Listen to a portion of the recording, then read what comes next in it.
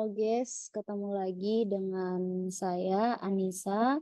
Kali ini kita akan belajar tentang bagaimana cara membaca hasil uji asumsi ketika kita telah melakukan analisis data. Nah, langsung saja.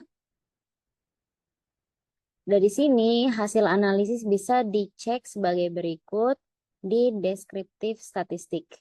Nah, di sini ada tanda highlight ya dengan warna merah, Shapiro-Wilk dan p-value of Shapiro-Wilk. Nilai p Shapiro-Wilk untuk rasa bermusuhan atau variabel X dan berkendaraan secara berbahaya atau variabel Y adalah tidak signifikan karena lebih besar dari 0,05. Maka kesimpulannya, kedua variabel tersebut terdistribusi secara normal. Nah, ini bagaimana cara membacanya? Berikut kita mengikuti dari highlight yang diberikan di sini. Jadi kita tidak perlu teman-teman untuk menginterpretasikan semua informasi dari tabel, cukup mengambil dari Shapiro-Wilk dan p-value of Shapiro-Wilk. Kenapa hanya dua hal ini saja yang kita soroti? Karena uji Shapiro-Wilk ini adalah salah satu uji statistik untuk menguji apakah suatu data terdistribusi secara normalitas.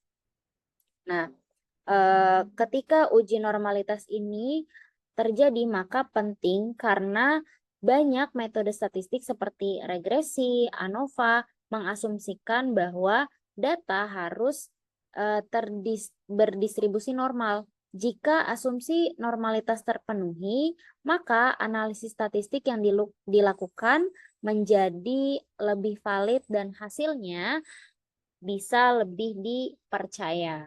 Nah, uji Shapiro-Wilk ini biasanya menggunakan dua komponen utama, teman-teman.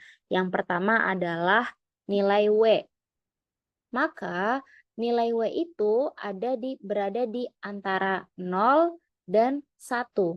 Jika nilai W ini mendekati 1, maka data dianggap mendekati distribusi normal.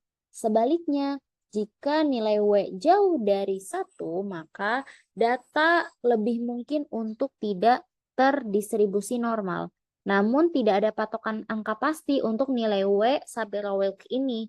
Kenapa? Karena nilai W ini digunakan sebagai batasan distribusi normal atau tidak. Dan penentuan normalitas ini lebih sering didasarkan pada p-value, bukan pada nilai W itu sendiri. Selanjutnya, nah, kedua adalah p-value. Karena p-value ini adalah patokan utama dalam uji Shapiro-Wilk. Nah, ini juga adalah nilai probabilitas yang digunakan untuk menguji hipotesis.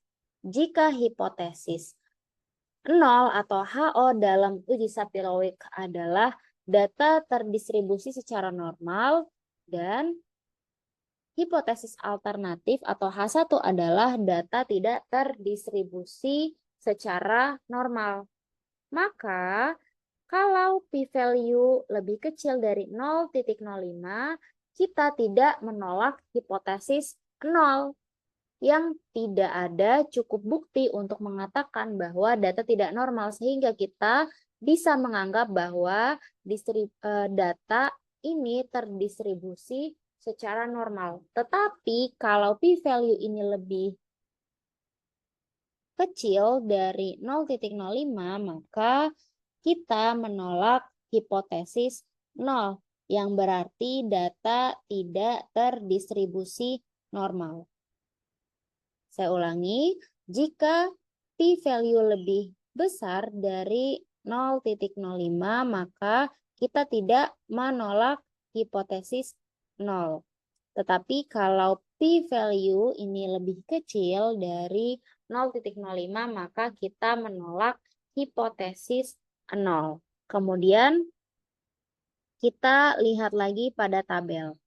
Nah, dari sini kita lihat untuk variabel X, nilai W-nya adalah 0,937 dan p-value-nya adalah 0,213.